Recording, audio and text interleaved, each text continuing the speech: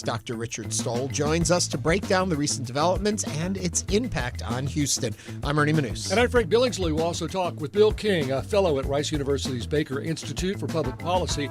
He'll discuss how shifting population changes will reshape our world. And I'm Celestia Sherman. Plus, as we discuss all of this, we want to hear from you. Give us a call or send us a text with your comments and questions at 713-440-8870 or email us at talk@hellohouston.org. You can also watch us live on YouTube by going to houstonpublicmedia.org and clicking the purple box. All this and more here on Hello Houston right after the news from NPR and News 88.7. Hello Houston is made possible in part by founding sponsors John Bradshaw and Kathy Sanders, and by gifts from listeners like you. Live from NPR News, I'm Lakshmi Singh. You didn't make the football team. Part of the human trafficking. Counter-protests recorded by the Associated Press outside a New York City federal courthouse where ousted Venezuelan President Nicolás Maduro is being arraigned this hour on drug trafficking and weapons charges. He and his wife were captured in a U.S. military raid 2 days ago. NPR's Joe Hernandez has details. In the early stages of the case against him, Maduro will be advised of his right to an attorney, his right to remain silent, and the charges against him, according to former federal prosecutor Adam Fels. Fels, who worked on the case against El Chapo Guzman, says a judge will also decide whether to release Maduro or confine him before trial, and that defendants in narcotics cases involving guns are often kept behind bars while their cases unfold. There's a very high presumption of detention that I don't imagine that a defense attorney would be able to overcome and maybe may not even try to overcome. Maduro faces charges including narco-terrorism and cocaine trafficking. Joe Hernandez, NPR News. President Trump's action is a departure from his promise not to get the U.S. involved in foreign conflicts. NPR's Mara Liasson reports it's not clear yet how his supporters will react. The big political question that Venezuela may answer is whether the MAGA movement stands for anything Donald Trump decides to do or for principles, such as non-interventionism, that transcend Trump. Most Republicans in Congress have been supportive so far, but a few, like Representative Marjorie Taylor Greene, who's leaving Congress this week after a falling out with Trump, says the president has broken his America First promise with his plan to, quote, run Venezuela. She says the president should be focused on domestic problems like the price of food and health care. Mara Liasson, NPR News. Minnesota Governor Tim Walz says he is ending his bid for re-election to a third term. The Democrats' campaign has been overshadowed by a political firestorm surrounding fraud, investigations of the state's child care program, and GOP calls for his resignation. U.S. Senator Amy Klobuchar, another powerful Democrat, is among the figures being floated as a gubernatorial candidate. A pill version of the weight loss drug Wegovy is now available. Novo Nordisk says the drug will be covered by insurance, though in some cases there will be a copay. Novo Nordisk's Executive Vice President of U.S. Operations, Dave Moore, says a pill form of the drug will also be cheaper for those who pay out of pocket. We have a self-pay option that has the starting doses, the two lowest doses of the Wegovy pill, for $149 per month. And then the two higher doses are $199 a month.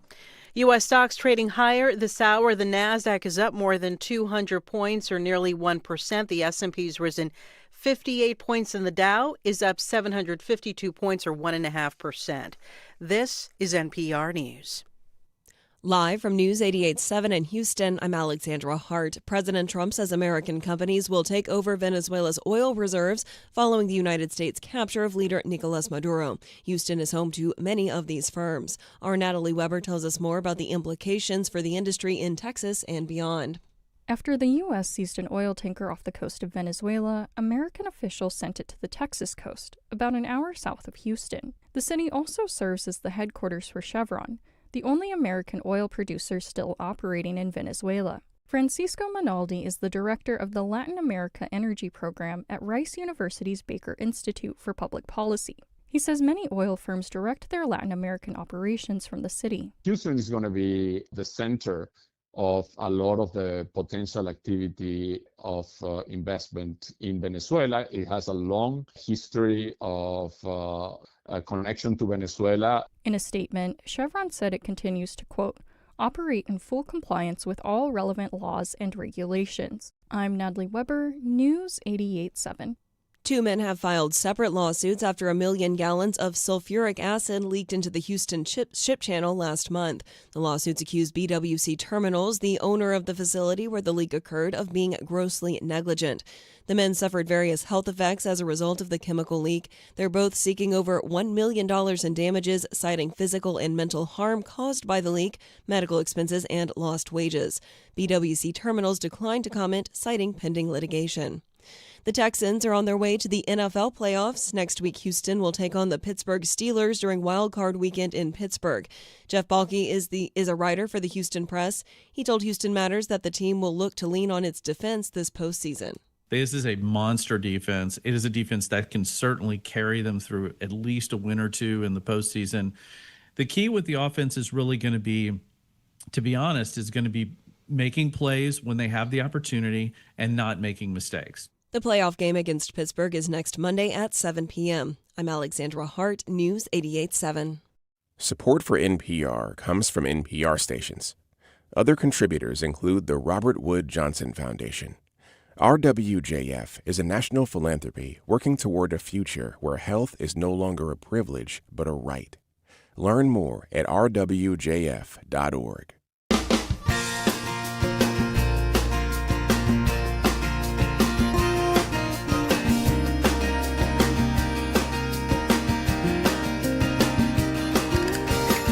Live from the University of Houston, it's Hello Houston, an open forum on today's biggest stories affecting Houston and beyond.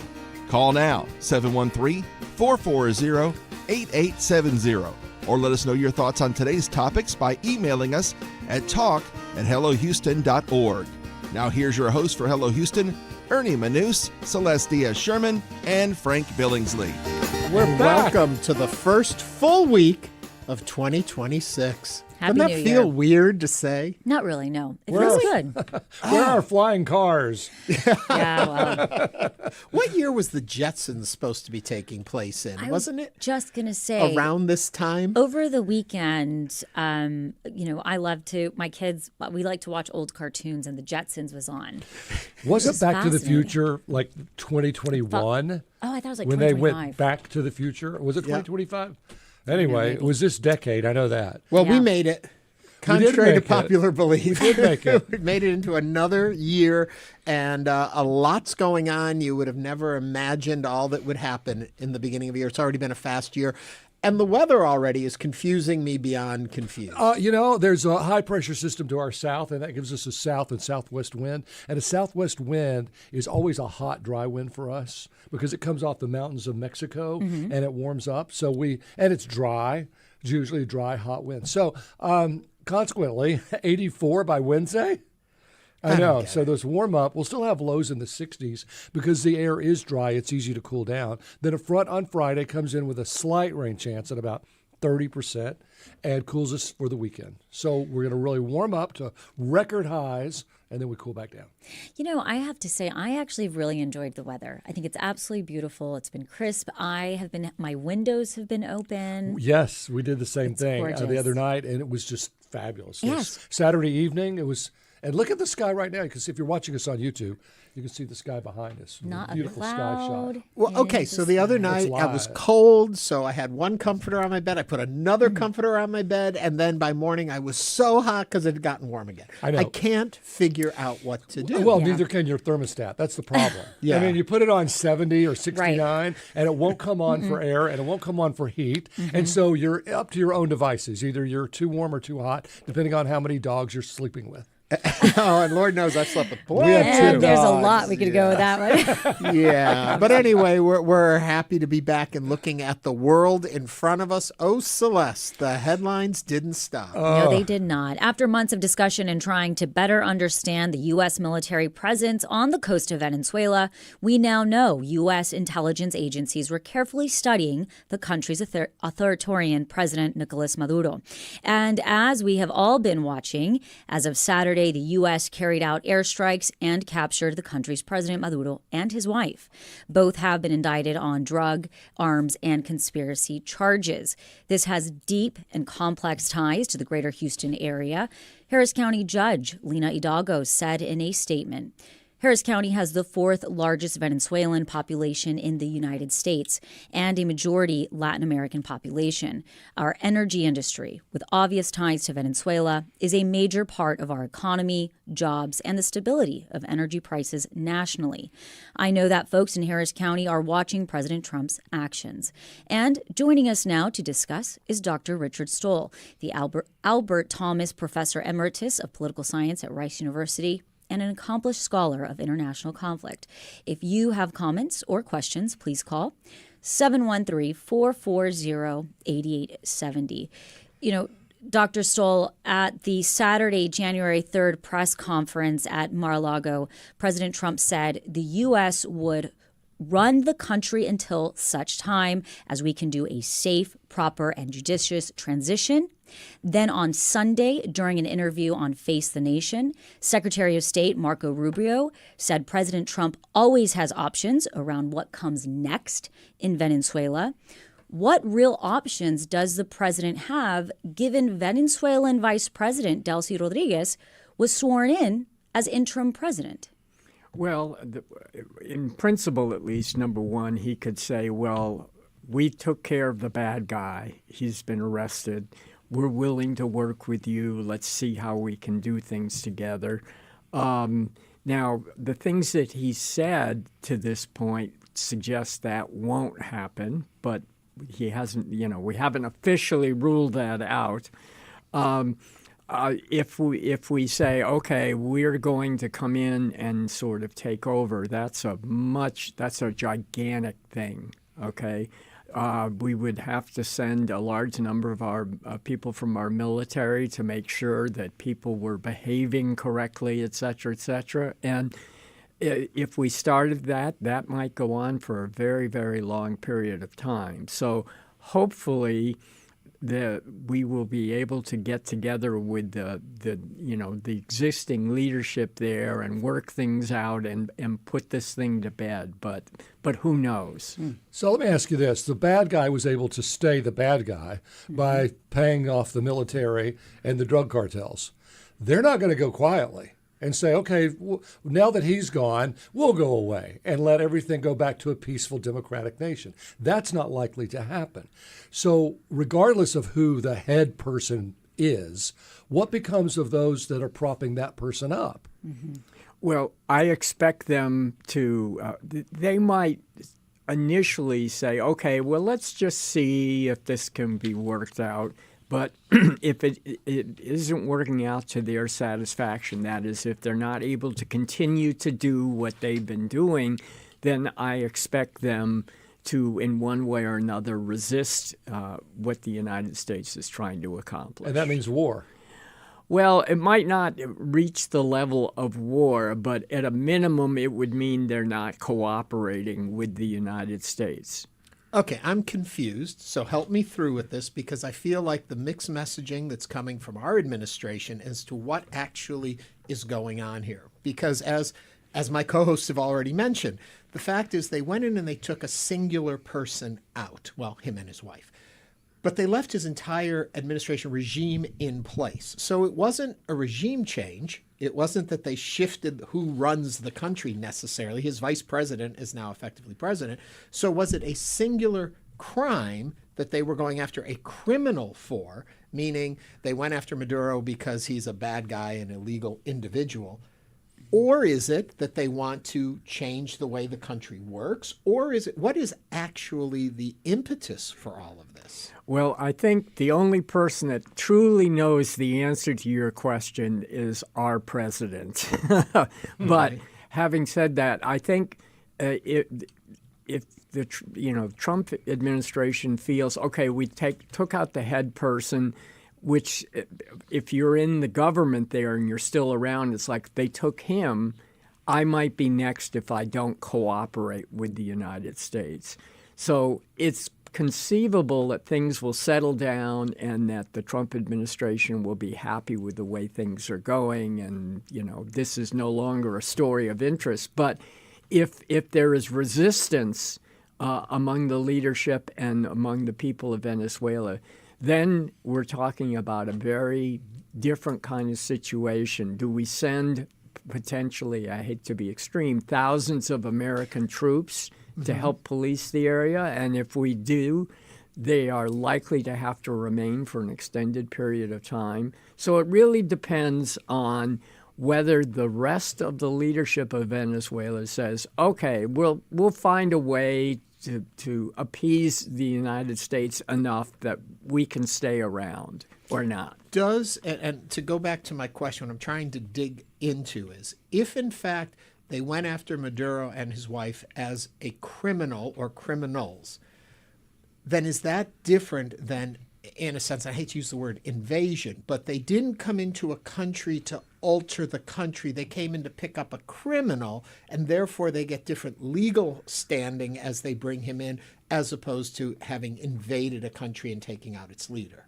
Do you understand where I'm trying to go? Yeah, except that at the end, I think, while they didn't like the particular leader, they were also more broadly concerned with the overall relationship between the United States and Venezuela about their oil, et cetera, et cetera. But doesn't that change the legalities of what they could and couldn't do without congressional okay and all? If they're going after a criminal individual, it's different than an assault on a nation. That's true. But if they think that by simply getting rid of the one criminal, that turns things around, then, that's fine. But again, if the people and the existing government of Venezuela decides, no, we're not going to cooperate, then we're in a very different situation. Do we send potentially thousands of troops in to help stabilize it? Quick question. Criminal according to whom? International courts, the United Nations, President Trump. Who said this guy's a criminal? The U.S. government has said that. So we get to say whoever's a criminal, because there have been people who have said internationally that people in our military are criminals for blowing up boats in the Caribbean. So do they have the right to come in, if they can pull it off, and take one of the people from our government and say, this person we feel is a criminal, so we're going to take them and try them in our country? Well, at least in theory, the answer is yes. As a practical matter, I think for virtually every country, it would be very, very difficult. Sure. And the United States wouldn't treat it as you're coming after a single person. So might makes right. If you can pull it off, you can pull it off. Yeah. And if you can't, well, Yeah. too bad. Yeah. That's the country we've become. You're listening to Hello Houston. We are speaking with Dr. Richard Stoll regarding the Venezuelan conflict. We're going to go to the phone lines. Chris from Cyprus is on the line. Chris, welcome to Hello Houston. What is your question or comment for Dr. Stoll? Hi, good morning. Well, what's confusing even more so is the fact that he just pardoned the president of Honduras. And if you guys can address that, that'll, throw a little bit more mud into the waters. Yes, thank you, Chris, for that call. For how many tons of cocaine did the president of Honduras move into the United States? Honduras' president had been tried, found guilty, and then the president pardoned him of the same sense of an idea of concept of illegality as what Maduro supposedly did. Explain that to us. I'd love to, but I really don't have a clue. I don't know why President Trump felt like pardoning someone who had been convicted in American courts and clearly was guilty. Maduro, at least at this point, is in a somewhat different situation. But I have no idea why the president pardoned that gentleman. It says clearly this isn't about drugs. Well, which is interesting, though, right? Because Maduro is right now at a detention center in New York City and is facing federal charges related to drug trafficking and working with gangs designated as terrorist organizations. So what is it? Not drugs. Yeah, I think the bottom line is that the president and I think his advisors felt that Maduro was not behaving in a manner that would work well with the United States, and we, because we have an excellent military, were able to do something about him. I don't think this is, a court case, really. Yesterday on the talk shows, Marco Rubio said that a little-known story is that Maduro was being guarded by Cubans, not by other Venezuelans, that the Cuban government had sent armed guards to protect him. And there is a known very close relationship between Cuba and Venezuela. And what's also known is that Marco Rubio detests Cuba. So how much of his personal back at you came into this? Well, I think I think that was just an additional factor. At this point, I don't have any reason to believe that was the motivating factor. But it was like, well, icing on the cake. Yeah, that's another reason we've got to do something about this guy. I do want to go back to what Frank was asking you about a minute ago when it comes to the legality of doing this, because Maduro is going to be then tried by our laws, which his people, his country never agreed to, and the right to go in there. And as was brought up, anybody can do this anywhere. International law says what on all of this? Well, I'm not an expert on the international law thing, but, the idea that you could, arrest, in quotes, a foreign leader for, domestic issues in your country. In most cases, people would say, no, you can't do that. Okay, your laws in your country don't really apply to foreign leaders. Right. Now, we have, to this point, gotten away with that because we physically possessed the guy, because we were able to physically go get him and bring him to the United States. Mm-hmm. So now we can do more or less what we want with him. But if we look internationally, if you don't see countries saying, you foreign leader X have committed crimes, on a personal level, really, against us, and we're going to take you to our court.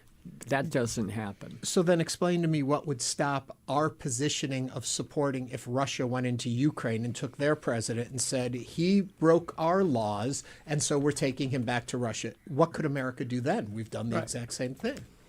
Well, we could still say we want him back. We could threaten Russia with this or that. But again, that's outside the legal sphere that Russia would be claiming and that we've been claiming with this guy. I mean, I think the real reason, Trump wanted this guy to go, and he needed to find a reason, an excuse, and a way to make it happen. And that's why we're in the current situation. But what you just said sounds very familiar to past presidents that we've had in situations 2022 or 2002, 2003.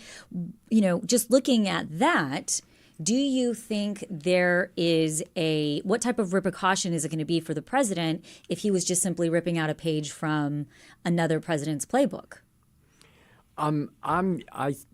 I'm not sure what the repercussions will be for President Trump. I think in part, if this thing settles down, okay, Maduro goes to jail, let's say, but there are no other repercussions. The U.S. continues to be able to get oil from Venezuela. Other things work out. Then this thing will just disappear as an issue. And we will be discussing the oil and gas aspect of this with University of Houston Energy Fellow coming up at the second hour of Hello Houston. So Dr. Stoll, to broaden this out a little bit, kind of what Ernie was, I think, talking about, what type of precedents does this set globally when other countries are looking at how this was handled, given that our president wanted to take out this particular president and he was going to find reasons for it? Well, I think it sets a bad precedent. But I also should point out that if we go back to ancient history, the Monroe Doctrine and what was referred to as the Roosevelt corollary of that, which is you can't interfere in our hemisphere, in some ways, what we've just seen is consistent with that doctrine. That doctrine didn't have any legal standing. It was a statement by an American president about what we would and would not tolerate, which doesn't make it, this is international law. But this in some ways takes us back to the early 1900s and the way the United States government treated Latin and South America. We'll trade with you, we'll do this and that, but you got to listen to us and do what we say and don't mess with us. But follow that up, and I've heard Monroe Doctrine being cited through all of this, but that was, as I understood it, help me where I'm wrong here, that was other other spheres of the globe coming into our hemisphere, not within our hemisphere. If you're having a conflict within our own, then the Monroe Doctrine doesn't Well, apply. the so-called Roosevelt Corollary, which was not a law or anything, it was simply a statement and then a policy by President Which was Roosevelt. what? Said, you guys, we sort of control what happens in our hemisphere. So the U.S. controls what happens in our hemisphere. If you, the people there, do things we don't like, we will do something about it. And Venezuela was having people from China and other adversaries come into Venezuela to talk about what? I mean, what were they doing there? Do we know? I think for China, part of it was trade, but part of it also was if we can establish a strong relationship with a country in that hemisphere, that helps us internationally, and it helps us put pressure on the United States. And we're not going to tolerate that. Well, we didn't. I mean, but we'll see. If we're back here in a couple of years, what's the situation look like then? I don't think Maduro is going to go back to being the president or anything. Right. But in terms of what his country is doing and who they're relating with, we'll see. Dr. Stoll, I've seen it. Reaction very split. There are some Venezuelans that have been outwardly, publicly crying, saying, we are free. This is the best thing that could have ever happened. I've also seen other Venezuelans say, I had a friend who is Venezuelan, and he said, I'm not sure how I feel about this. So I think people are holding space for both feelings of, yes, a dictator, what some would call a dictator has been taken out, but as well, we are seeing, we're not sure what's next for the Venezuelan people. I've also heard you say, if things settle. And when you're talking about if things settle, what does that look like for the Venezuelans? Well, the truth is I don't necessarily know what will happen next. But yeah, if 6 or 8 months from now, if all that has happened is that this leader who had a lot of issues and certainly did a lot of bad things is no longer in charge, and that's it, fine. If the result of this is a much greater American presence, whether physically or just sort of politically, into Venezuela and affecting how things are internally, that's a bad sign. Not to even mention that the president has also said, well, Venezuela is not the only place on my list where I'd like to see changes. We don't have time to talk about Greenland, but sure we do. We can't take the United States. The people of this country won't allow that to happen, will we? I don't think Americans would favor it, but what exactly are we going to do to stop it? Okay. Well, speaking of that, I just wanted to say that however you came down on this issue, the brave men and women of the military are to be commended because they just did what they were told to do. They flew helicopters at 100 yards above, 100 feet above the water, went through that territory with anti-missile aircraft and could have been a real disaster. They went into the jaws of what could have been death and did what they do. Mm-hmm. And so I do, however you feel about this, we have a heck of a military. Absolutely. And again, however you feel about it, for all these other countries in the world saying, memo to self, don't cross the U.S. because they have a really fabulous military and they may end up using it against us if we do a lot of things their government doesn't like. And I think there are a lot of videos of Maduro very publicly, threatening the president, saying, come and get me. And then just a few days later, they did. He's in New York City. So definitely sending some signals out there. But again, you are listening to Hello Houston. We are speaking with Dr. Richard Stoll, the Albert Thomas Professor Emeritus of Political Science at Rice University and an accomplished scholar of international conflict. You can join the conversation at 713-440-8870. I want to go back to something we were touching on earlier, and as far as leadership. And one of the things they're saying is that the president was illegally and not fairly elected as president of Venezuela, Maduro. But then doesn't that make his vice president not fairly elected too. If that's how he got into office and she was his vice president, came in with him, then she's also an illegitimate leader. Yeah. And if that's the fact, I'll get through it all, then you can straighten me out here. There is the opposition leader that won the Nobel Peace Prize and we have been supporting, and now Trump says, she's not right for the presidency either. How can they justify then the vice president taking leadership role when they say that is not a legal elected regime? Well, I don't know enough about the domestic politics in the country to know, what was the vice president elected like literally with the same vote as the president, or was that a separate election that, let's say, there were no discrepancies, et cetera, et cetera? That is, I don't know for certain whether the vice president was really legitimately elected, and given their constitution, if something happens to the president, the vice president takes over, so that would be, quote unquote, totally legal. Or was this part of a bogus election, and the vice president is as illegal in terms of being elected as the president was? Right. But the opposition leader then, her positions and points, it seemed as though we were in her camp as a nation up until this weekend, and now suddenly maybe her interests for the salvation of the country don't necessarily align with the U.S.'s. Yeah, and then, I would also think from her point of view, it's one thing I would, thank goodness this bad guy is gone, but does this mean that the United States will sort of have a heavy presence in my country and run things and do things to its benefit and not our benefit?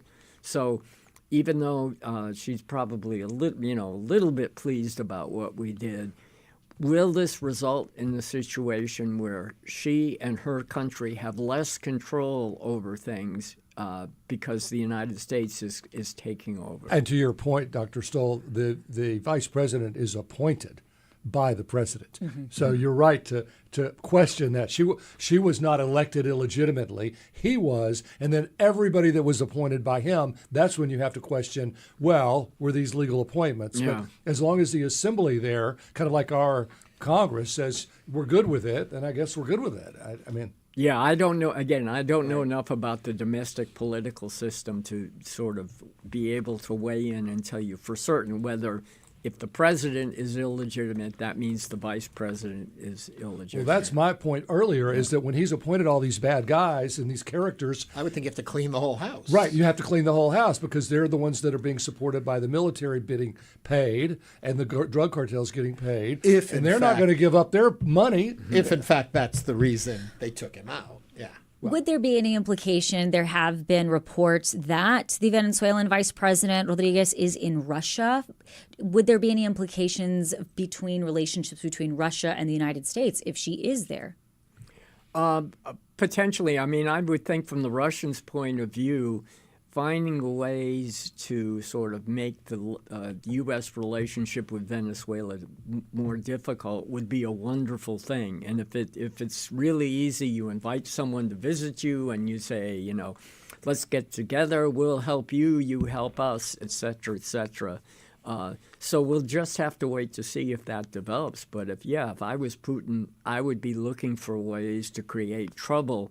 And, you have to assume that, yes, the president of Venezuela was not a nice person, okay? So at some level, there are probably, right now, today, a lot of Venezuelans who are relieved that he's no longer around. On the other hand, if they feel the U.S. is going to have a large presence and dominate their country, they're not going to like that either. And so who can help us? Who can help us? And there's Putin in the corner raising his hand. Hey, I'll bring vodka, you bring coffee. Yeah. Mm-hmm. Dr. Richard Stoll is the Albert Thomas Professor Emeritus of Political Science at Rice University and an accomplished scholar of international conflict. Dr. Stoll, thank you for joining us today on Hello Houston. Thank you for having me. Thanks. Coming up on Hello Houston, we're going to talk with Bill King, a fellow at Rice University's Baker Institute for Public Policy, about how shifting population changes are reshaping our community. This is News 88.7. Stay with us.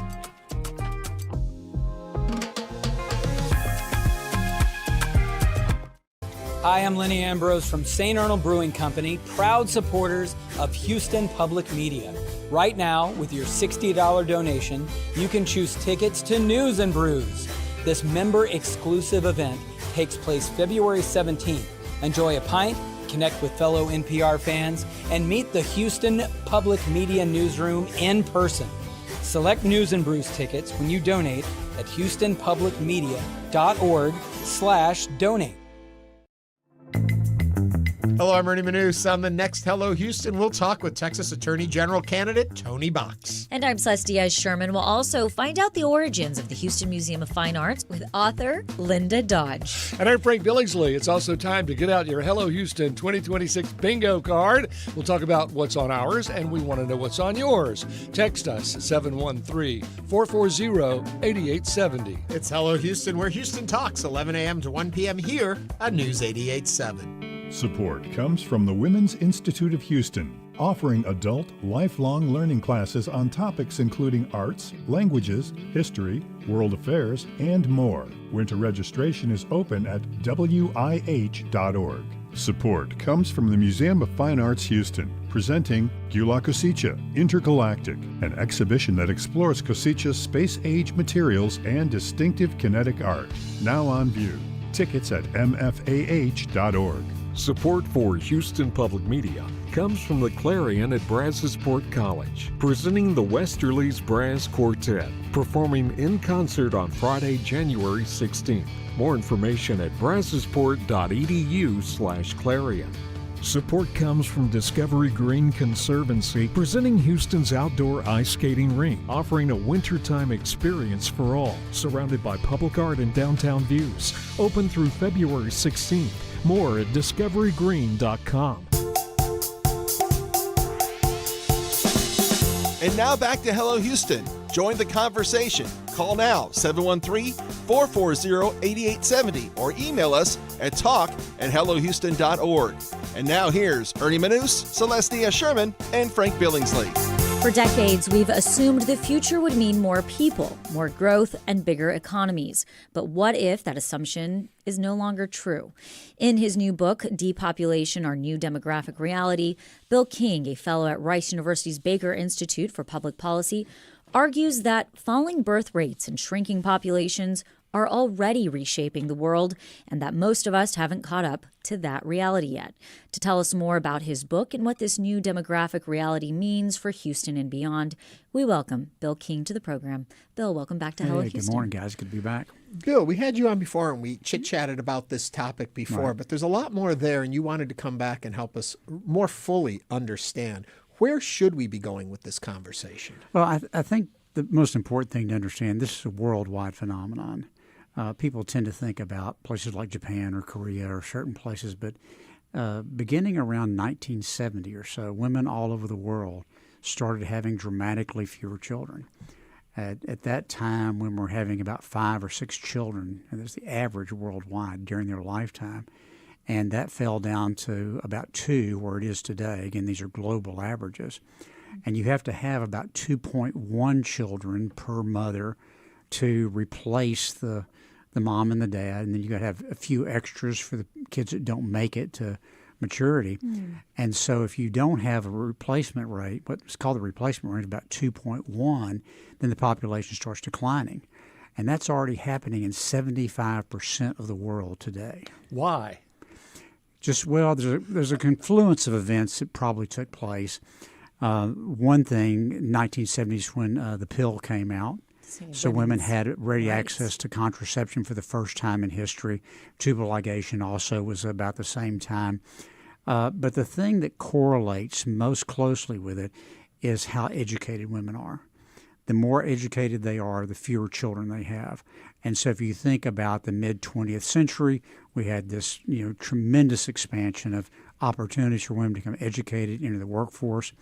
I was in law school here at the University of Houston in the early 70s.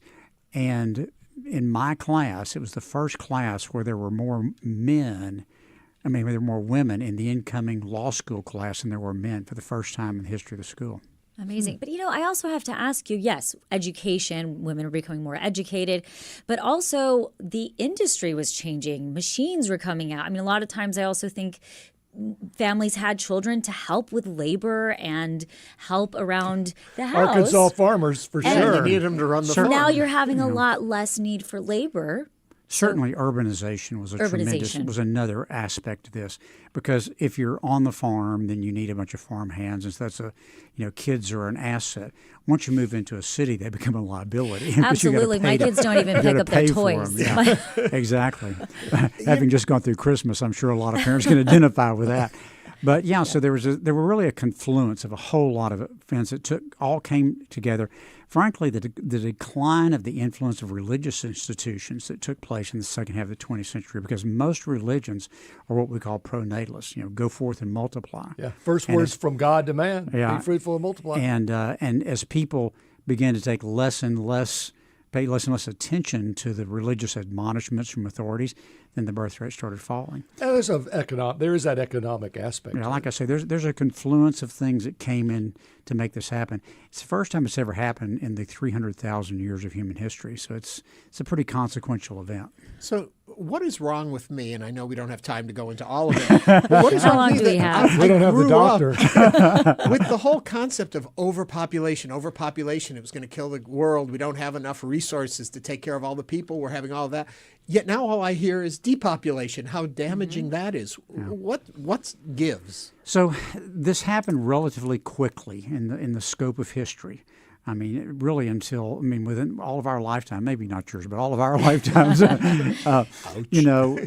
women were still having way more kids than we needed to have a stable population. So this is a relatively recent phenomenon. Paul Ehrlich wrote this book in 1968 called The Population Bomb. It was tremendously influential. I remember reading it as a freshman in college, and we all went out and joined this group called Zero Population Growth because we were all so worried about it. The popular media picked up on it. You think about movies like Soylent Green and all that, and that has those been who don't know, the Soylent Green Logan's Run. People. Remember Logan's Run? And so when I started researching this about 2 or 3 years ago, I found out that demographers have been talking about this for the last couple of decades, that, hey, this is happening, but it just hasn't caught up with the sort of popular media and the public consciousness. And so that's one of the reasons I wrote this book, was to try to give a real primer. It's a pretty short book, easy read.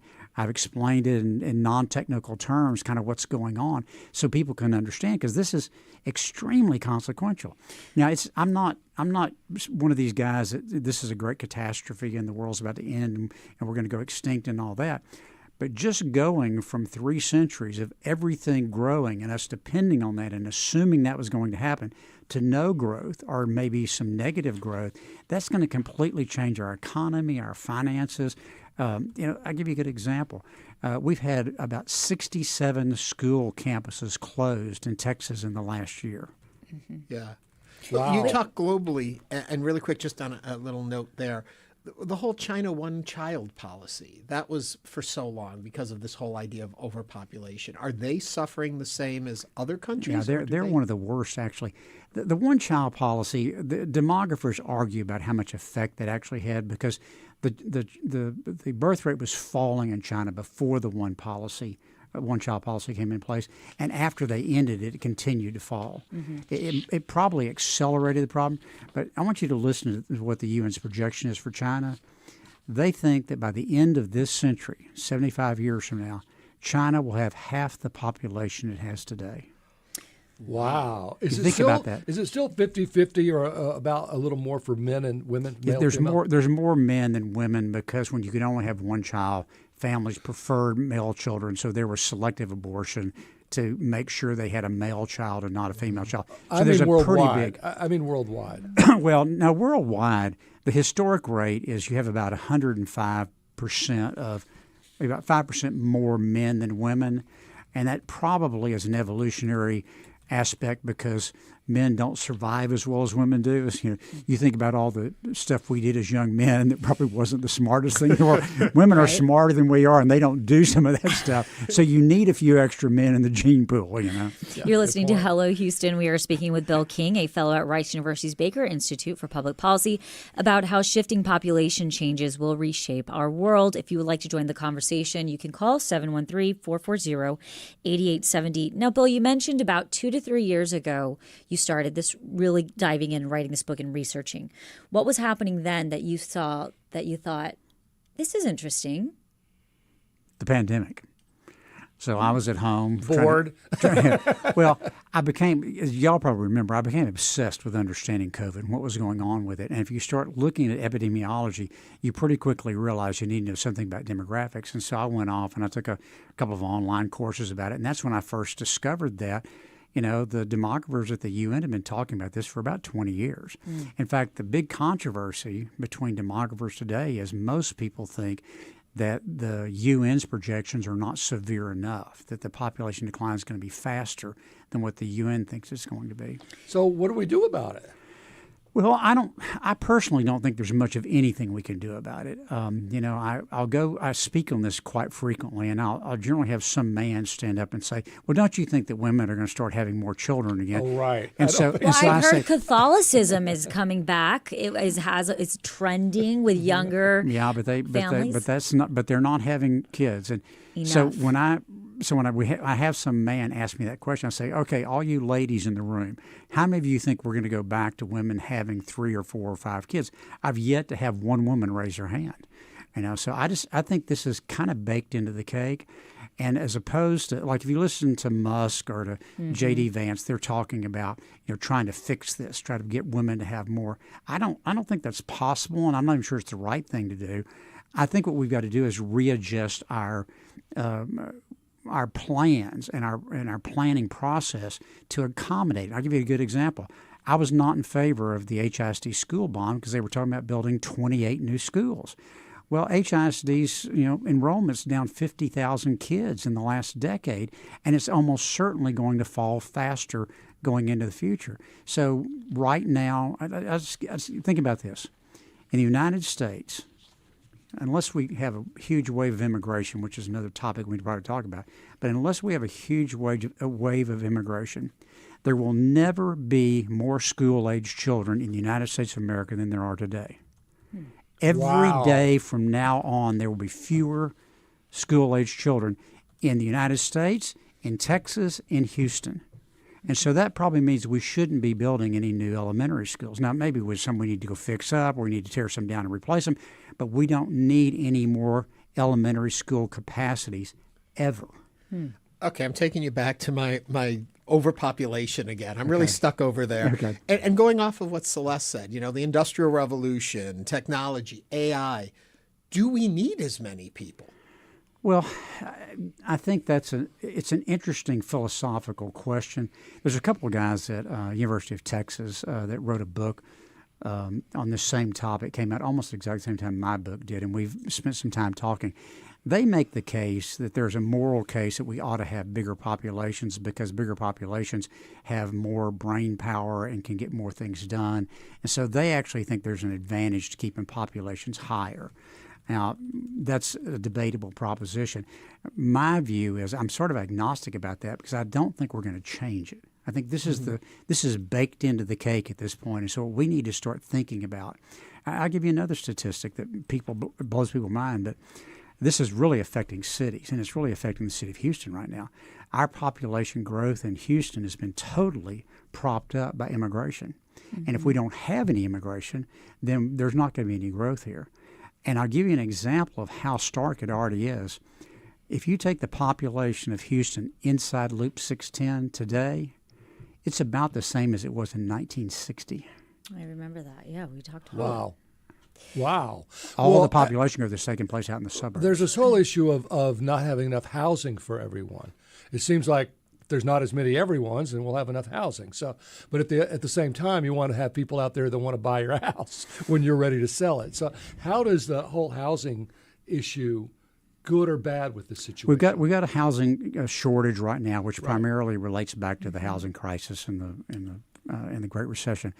But I think that within 5 or 6 years, we're going to have a housing glut, be my guess. And let me just give you some examples. In Japan, there are 9 million vacant houses right now. 9 million vacant houses in Japan. In most European countries, they now have a program, especially in the rural areas, where you can buy a house. You can buy a very nice farm in Italy right now for €1 if you agree to go live there and take care of it and fix it up and all that. I've seen that. And, I've seen those videos. They're not such nice houses. No, I'm just saying. But I traveled through Greece and Italy 2 summers ago. You've got to look around to find a kid. Mm-hmm. I mean, it's stunning. And you pass all these schools that have been boarded up. They're further down the road than we are. We've had this great luxury in this country that everybody still wants to come here. Most people don't really want to move, and there's a lot of places in the world they don't want to move to, but everybody wants to come here. So we have this valve that we can turn up or down to decide what our population is going to be, but we can't seem to really figure out our immigration policy. Right. And Mario Salinas on YouTube would like to know, he asks, can you speak about the crossroads between population change and diversity, given that the U.S. will be a majority non-Anglo nation in the coming decades? How does this affect political rhetoric? Well, I think, first of all, we got to back up and recognize that the United States is extremely exceptional in the fact that we were the first post-tribal nation. Mm-hmm. Every nation before the United States was based on tribal identity, where you live, the geographic area, blood and soil. We were the first nation. We were very diverse from the very beginning of this nation. And we were the first one that said, we're not basing it on where you came from or what your blood is, or we're basing it on ideas and ideals. And that's what makes us so incredibly attractive to the rest of the world. Mm-hmm. And it's interesting, right? Because as you mentioned, you've heard Musk or, Vice President J.D. Vance saying women need to have more babies. One of the things is childcare is extremely expensive, not just the education. It really does feel like there are systems in place today and regulation and policy that actually works against families having more kids. Certainly, the cost of having children is an issue, but I will tell you this, like I said, this is happening all over the world. Mm-hmm. There's about 50 or 60 countries that have adopted various what are called pro-natalist policies, where they give extended family leave, they pay you for having kids, all these things. There is not any place in the world where the birth rate is going up right now, including these 50 or 60 countries that have these policies. And there's not any country in the world where the birth rate has fallen below the replacement rate that it's ever recovered above the replacement rate. Let me ask you about Ukraine and Russia. They've lost hundreds of thousands of young men and I suspect women. So that would only accelerate this issue. Dramatically. Yeah. Dramatically. Yeah. So Russia was already in a demographic collapse before this. They've been basically importing slave labor for a long time to sort of prop up their industrial base. And there's some people that think that the reason Putin decided to do this was he figured out in 10 or 20 years, I won't be able to field an army to go take over Ukraine, so I need to do it now.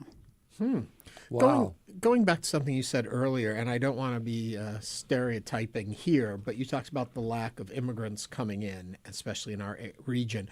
Do immigrants, according to the statistics, have more children than those of us here? Slightly more. This is kind of a big myth that somehow it's all these immigrants are coming in and the replacement theory and all that. For the most part, when immigrants come here, they start the immigrant women start acting like American women pretty quickly. Mm-hmm. And so I think the current birth rate in the United States is about 1.6 is what the Census Bureau says. American-born women, when born in this country, about 1.4, and immigrant women about 1.9. So even immigrant women are below the replacement rate in the United States. So, Bill, do you think that given the depopulation, seeing what we're seeing, you're basically saying it's not going to be changing? We're not going to be shifting back to women having 4 or 5 or 6 kids. How does that correlate with the economy? Are we now looking at economic downfalls? What does that look like? It certainly is going to change the way we think about economies. The basic economic formula is that the change in domestic product is a change in population plus a change in productivity. So if population growth goes to zero or negative, then the only thing you have to drive economic growth is productivity. So can productivity carry economic growth by itself? We've always had this rising tide as a population to sort of prop things up. Can productivity do it? Well, I don't know. AI might be able to do it. We'll have to see. But it's certainly a new. I went and spoke to the home builders here in Houston. I said, you need to understand, in 4 or 5 years, you're going to be building a lot fewer houses than you are now. And the same, I spoke to the charter school people. You're going to have fewer kids all the time. There's going to be less of everything needed. Less cars, less gasoline, less energy. Everything is we're going to need less of it in the future than we need now. Are climate change scientists extremely excited about the depopulation? So there's a really good discussion in these UT professors' book about this. Those things are probably on different timelines because the demographic issues are playing out over a fairly long period of time. The climate change issues, if you believe in that, then that's happening on a faster time scale. And so we're probably not going to lose people fast enough to make a big difference on that. You mean like it's going to be 84 Wednesday? I'll just stop there. And no children. I'm curious, and I don't know if you can look into your crystal ball on all of this, but as we talk about if the population is dropping and AI and technology is picking up work, and so we have fewer people, what does that do economically to that fewer people? Do they become richer, stronger because there's less of us and others are doing the productivity work, or don't we know? This is really a fascinating topic because there's what we're seeing right now. You talk about the decline in the middle class, also and even the lower class. Well, it's a little different there because we haven't really figured out how to have a machine or AI make a bed or serve at a table. Or so that the basic sort of entry level jobs are still pretty good demand in those. In fact, most people still have shortages in that. But I'll give you an example in my profession, which was practicing law. When I got out of law school, you were expected to keep 3 or 4 legal secretaries busy all the time. Today in the big firms, you got 5 lawyers to 1 legal assistant because of the computer. And you can dictate it. I would sit there and dictate to a secretary. Well, all of that, you just talk to the computer now. So that sort of middle class jobs, blue collar, white collar jobs, those are the ones that are being most dramatically affected. And I think that's one of the things that's exacerbating income inequality. So then do those people shift up or shift down? I think they're shifting down. It's going to more important. We have this. If you go back to Marx and everybody argued about the importance of capital versus labor, and what we're going to see with productivity is an increasing importance of capital, not labor. So you better own some capital like stocks or something. Oh, I'm in trouble. Bill, if somebody would like to read your book, where can they find Amazon? This? And the name of the book again? Where can they find any book? Barnes and Noble. Go get it. Right, a hard copy. Go to Stacks. Bill King is a fellow at Rice University's Baker Institute for Public Policy. Bill, it's always great to have you. Thanks for joining us thanks today. For having me. Happy New Year. Happy New Year to you guys. New Year. And coming up, we're going to talk to artist Jack Massing about the second hour of the show. Stay with us as Hello Houston continues.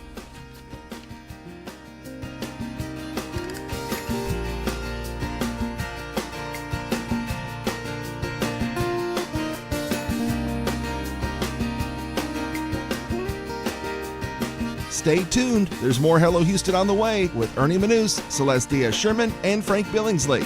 For the latest in local news, subscribe to the Hello Houston daily newsletter at houstonpublicmedia.org. Hello Houston is a production of Houston Public Media. The opinions expressed by the guests of this program are solely their own and do not represent the views of management, staff, or underwriters of Houston Public Media. This is News 88.7.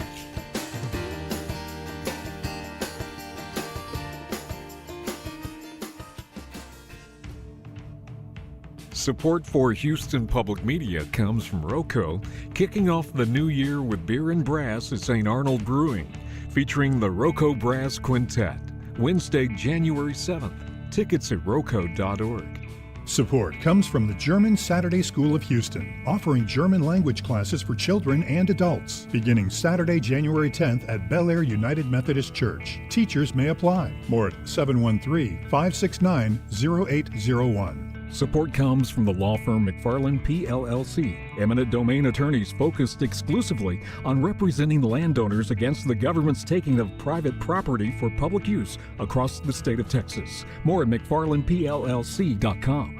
Join us for Hello Houston, weekdays from 11 a.m. to 1 p.m., taking a deep dive into the stories that matter to Houstonians, keeping you informed, engaged, and entertained, with a generous support from our founding sponsor, John Bradshaw. Mostly sunny today, the high 76. It's 71. This is your NPR station, KUHF, Houston. News 88.7, a service of the University of Houston. Just ahead on this hour of Hello Houston, President Trump has said the U.S. will run Venezuela and bring in American oil companies to fix the country's oil infrastructure.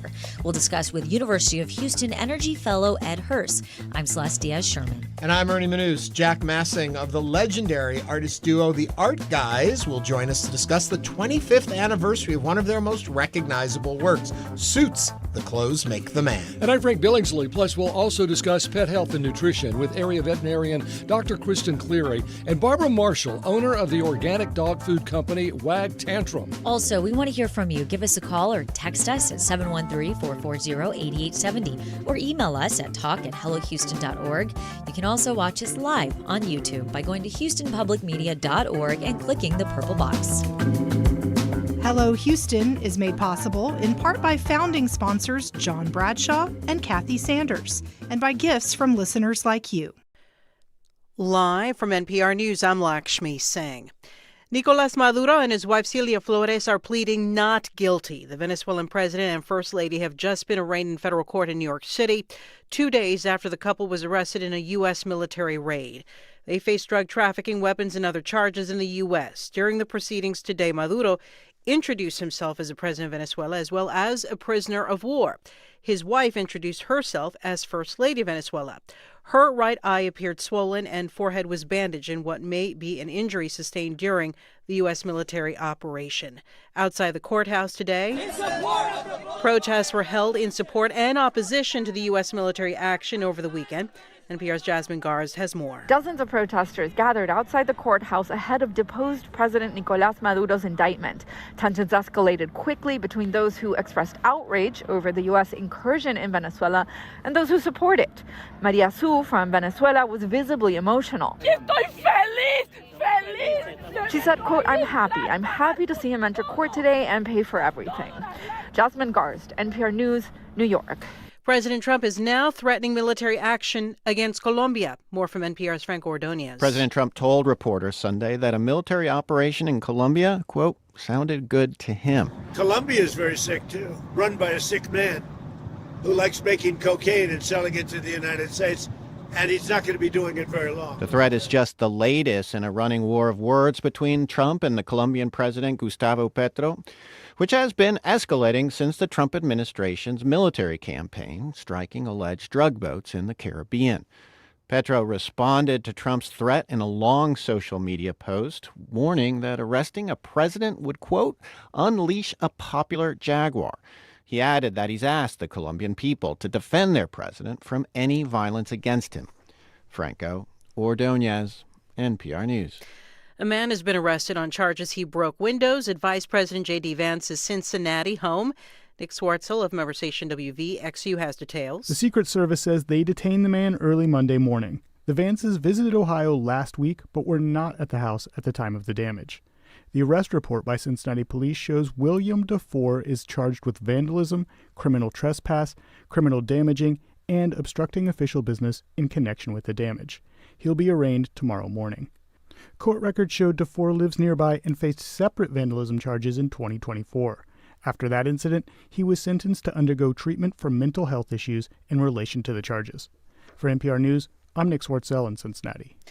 The Dow Jones Industrial Average was up 771 points, or more than 1.5%, at 49,154. From Washington, this is NPR News. Live from News 88.7 in Houston, I'm Alexandra Hart. While the Republican primary for the U.S. Senate from Texas has been rife with personal and political attacks, the two main Democratic candidates have largely kept things civil. News 88.7's Andrew Schneider says Congresswoman Jasmine Crockett and State Representative James Tallarico both say they're determined to flip the seat from Republican to Democrat, no matter which one wins the nomination. James Tallarico says if Jasmine Crockett eventually wins the Democratic contest, he will back her 1,000%. And I hope if I win this primary that Congresswoman Crockett will support me 1,000% because we're on the same team trying to change the politics of this state and end one-party rule in Texas. Crockett likewise says she would have no qualms about supporting Tallarico. There's no way I'm going to be out there with whatever Republican. That is for sure. No Democrat has won the Senate seat currently held by Republican John Cornyn since Lyndon Johnson more than 65 years ago. I'm Andrew Schneider, News 88.7. In the final months of 2025, Houston police ramped up citations to homeless people for their presence on city sidewalks. It's part of Mayor John Whitmire's approach to functionally end street homelessness, which also emphasizes permanent housing. In the downtown area where the effort was focused, officers initiated more than 1,200 cases, according to our analysis of municipal court data, but only 200 people in the area were moved into housing. Hannah Leibovitz is interim director of UT Arlington's Institute of Urban Studies. So it took us a year to house 200 people.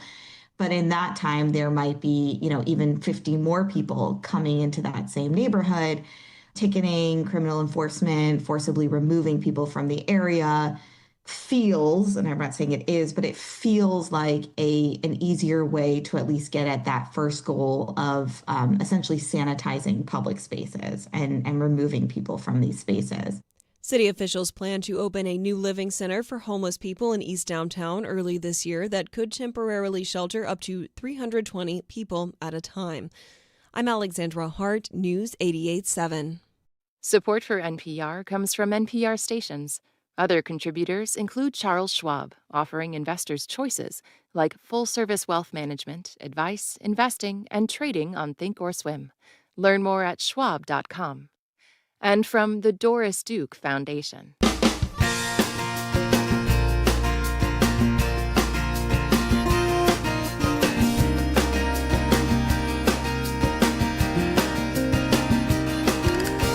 Live from Houston Public Media and News 88.7, it's Hello Houston, an open forum on today's biggest stories affecting Houston and beyond.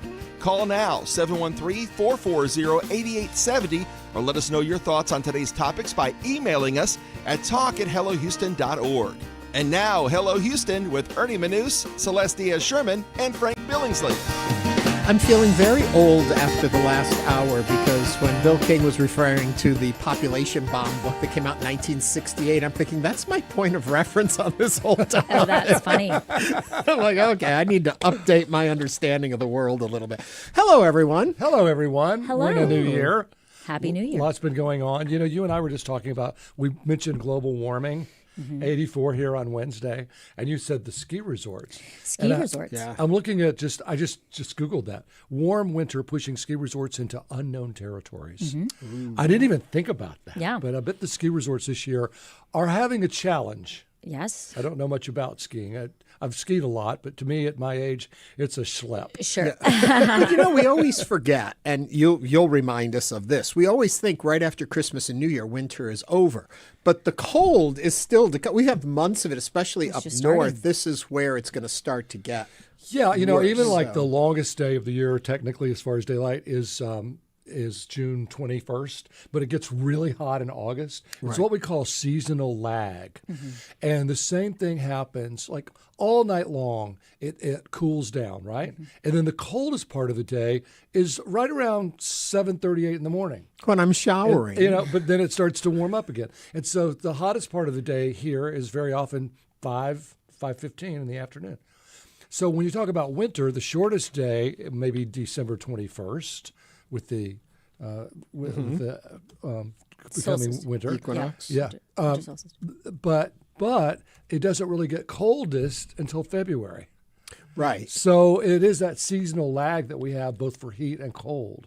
So you would think, well, the shortest day, December 21st, ought to be the coldest day. No, it lags a bit. And so late January and often February are when we get our cold. We always joked about it, especially living in Chicago. It's like, yes, I love the cold. The cold's here. It's Christmas. It's New Year. Well, around March, you're like, when is this ever going to end being cold? Well, you know, on a personal note, Kevin and I went to New York between Christmas and New Year's. And we got there Friday, right after Christmas. And that night it started snowing. And we woke up to 4 inches of snow on the ground. The most they've had since 2022. Walked up to Central Park, played in the snow, said, okay, that's enough. Let's go to lunch. But, you know, it was magical. And, you know, of course, not something we saw 4 inches of snow last Martin Luther King Day, remember? Yeah. But it's not something you see very often. Yeah, well, I visited a friend in Ann Arbor, and it was the same thing. I was packing, and it was 80 degrees here. She texted me, and I was there just until New Year's Eve, and just a few days, and she texted me, said, hey, it's like 17 degrees. It's snowing. Be sure to, you know, bring the proper weather. And I was thinking, a sweater, a coat. She laughed at my coat. And I will say, when I got here, landed in Houston, New Year's Eve, I could not be happier to be in our city. You know what they say, clothes make the man. At least suits clothes make the man, which is an art guy's project they did 25 years ago now. We're going to be visiting with Jack Massing of the Art Guys in this hour. And we're going to talk with a that. lady who's invented a dog food. Invented. I don't guess you invent dog food. Has created a dog food that is, she claims, you know, better than anything you could buy off the shelves. Has perfected. Has There's a good one. dog food. I mean, we used to take steak home from Joe's Ranch House when I was growing up, and give it to the dog. And that's probably, the dog loved it. Probably wasn't good for him. Well, it's going to be very interesting because I know personally a couple people that have gotten puppies. Not my family, but over the holidays. So, well, talking about perfecting things, hopefully we're perfecting the world little by little. Maybe we took a step forward, maybe a step back this weekend. Celeste has the headlines. Hours after the U.S. military captured Venezuelan President Nicolás Maduro on Saturday, President Trump made it clear in a press conference that the U.S. operation is about, at least in part, control of Venezuela's oil. We're going to have our very large United States oil companies, the biggest anywhere in the world, go in, spend billions of dollars, fix the badly broken infrastructure, the oil infrastructure, and start making money for the country. The capture of Maduro and Trump's comments come at a time when even a country like Venezuela, with one of the biggest oil resources in the world, isn't a sure bet for attracting major oil companies. Many oil companies have been bruised by their past experiences operating in the country. The global oil market is currently facing an oversupply. Oil prices are below $60 a barrel. And long-term projections for oil demand are unclear as the world shifts to more electric vehicles. Trump promises to, quote, run the country, unquote, and make way for U.S. oil companies in Venezuela. What are your thoughts? Given Houston is widely known and referred to as the energy capital of the world, are you in favor of President Trump running the country? Do you think he can improve the oil situation in Venezuela? And joining us now to discuss is University of Houston energy fellow Ed Hurst. Ed, welcome back to Hello Houston. Hi, Celeste. Hi. Frank. And you can join the conversation by calling or texting 713-440-8870. You know, Ed, we've got to ask, what can we expect the conversations, given that U.S. oil companies are public companies? They are not owned by governments.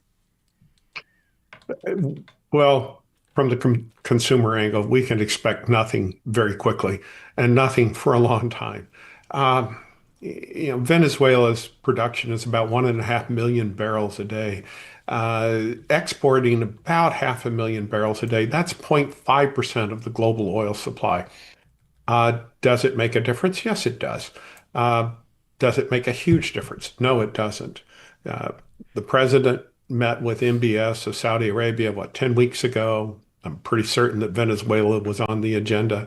The president trying to make sure that there would be no bad impact on oil prices. In other words, higher oil prices from cutting off Venezuela's access to global oil markets. And the Saudis can produce, have spare capacity of an additional 2.5 million barrels a day. They could do this. So we're not going to see any tremendous impact, not at the pump.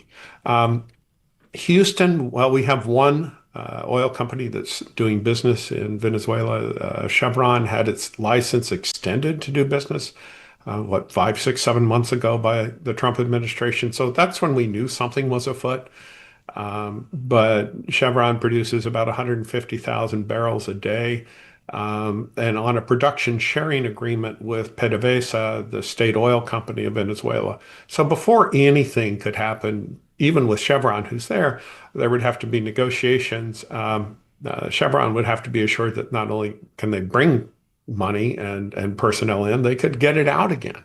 And as you pointed out in your lead, many of the oil companies in the U.S. and other countries have been burned by Venezuela, and the president has left Maduro's regime intact, only essentially removing the president. 55, 60 years ago, Venezuela was producing 3.5 million barrels a day. It was the second or third wealthiest nation in this hemisphere. Since Chavez took over and followed by Maduro, most of those revenues have been diverted to maintaining the government and the regimes. The UN estimates that 90% of the Venezuelan population, or those that are left, live in poverty. More than 8 million Venezuelans have left, live in other countries, and so this is not something that's going to inure to the great benefit of the United States or to the benefit of the oil companies. Keep in mind that the price of oil this time last year was about $80 a barrel. Today it's less than 60. And so U.S. oil producers have been taking a huge, a bath because they've lost $20 a barrel in revenues. Their costs are up because of the Trump steel tariffs. None of them really have the capital to deploy to go down to Venezuela for what appears at the moment to be an extremely uncertain return, something that even if billions of dollars are expended over the next 3 or 4 years, we won't see any profits start to flow out for 3 to 4 years. That would be after the Trump administration. There are a lot of moving parts to this. Well, and Ed, I understand that the oil down there is a type of crude oil that is much harder to pull out of the ground, and I guess even harder to turn into oil that most people use. Well, you can actually go in with a bulldozer for some of it and scrape it off a lake and put it in heated tankers. It's asphalt. But U.S. refineries along the Gulf Coast can process that. Keep in mind that Citgo, until really just weeks ago, was a wholly owned subsidiary of PDVSA. So Venezuela has been exporting crude oil to its subsidiary in the U.S. for refining for many years. We've replaced most of that crude that used to come from Venezuela, and again, the heavy crude that would come from Mexico, with up to 4 million barrels a day from Canada, and also the occasional tanker full of heavy crude from Saudi Arabia. It's not that big of a deal, but since it's a global oil market, just the idea that, well, hey, we're going to go down and turn on the spigots and get an extra 1 million barrels a day that'll benefit the U.S., that's not going to happen. It just does not happen in the global oil market. An oil trader would cut his mother's throat for 5 cents a barrel. Once that tanker is on the ocean, nobody's going to sell it to you at a discount unless somebody's holding a gun to their head. In essence, pretty much the way we're doing with Iran and Russia and Venezuelan crude going to Cuba, for example. Ed, though, and I think you kind of touched on this, can we trust the official reserve data provided by the Venezuelan government? Oh, absolutely. The reserve data there is very well known. That oil is easy to access, and as Frank pointed out, it's not technically easy to get access, but we can see it. That's all well known. This is not a lot of oil that's buried miles deep beneath deserts or severe rock formations. This is pretty accessible. It's just challenging. It's dirty. It requires infrastructure. And for 20 years, the infrastructure that would get this oil to market has deteriorated. We're going to need to send hundreds, if not thousands, of professional oil field personnel into Venezuela. We're going to need manufacturing, fabrication, build pipelines, build pumps, build rail lines. The entirety of the oil supply chain in Venezuela has deteriorated dramatically. And, 50, like I said, 55, 60 years ago, they were producing 3.5 million barrels a day. Today, that's 1.5 million. You are listening to Hello Houston. We're speaking with University of Houston Energy Fellow Ed Hurst. You can join the conversation at 713-440-8870. James from Conroe is on the line. James, welcome to Hello Houston. What is your question or comment? My question, and it could be a comment, is that I think Machado, Nobel laureate Machado, won at least 2/3 of the vote less than a year ago. And I think that she should be guiding Venezuela into the future. Marco Rubio couldn't even answer that question when he was asked. And so we don't have a good history of running countries. But yet, what we do very well is not learn from history. So, very, very well. Yeah, and so my question, and I think it's a capitulation to Putin for keeping the same people in control. So my question is, couldn't Machado run the country and still all the oil negotiations and the future of oil in the country still happen where the country does benefit? And that's my question. Ed, Machado in charge, you think we're still good for the oil? Well, that's a great question. Machado was not elected president. She was not allowed to run, but her party's designee won the election. We don't know. We need to have the rule of law restored in Venezuela. I'm not certain that the U.S. can dictate this. From the president, we're hearing that the U.S. is going to run it. From the Secretary of State, we're hearing we're going to apply coercive measures to Venezuela. We'll shut down their revenue-producing regime. These are at odds. Certainly, the president in his first administration had a Secretary of State who understood oil companies, Rex Tillerson, the former CEO of ExxonMobil. We don't have that in this administration. This is, I believe, and I may be taking a bit of a leap here, but it appears to me that the administration is looking at this as a financier would take a look at a hostile takeover on Wall Street. This is not that simple. This is not, say, ExxonMobil acquiring BP. This is a sovereign nation. It has laws, it has rules, and it has millions of people. And we have not done nation building very well. Ed, let me jump Eisenhower in here. rejected this in 1956, but George W. Bush went ahead in Iraq, and we wound up with a failed nation, and Iraq's never been able to restore its production to former levels. President Obama did the same thing with Libya, and Libya is a failed state.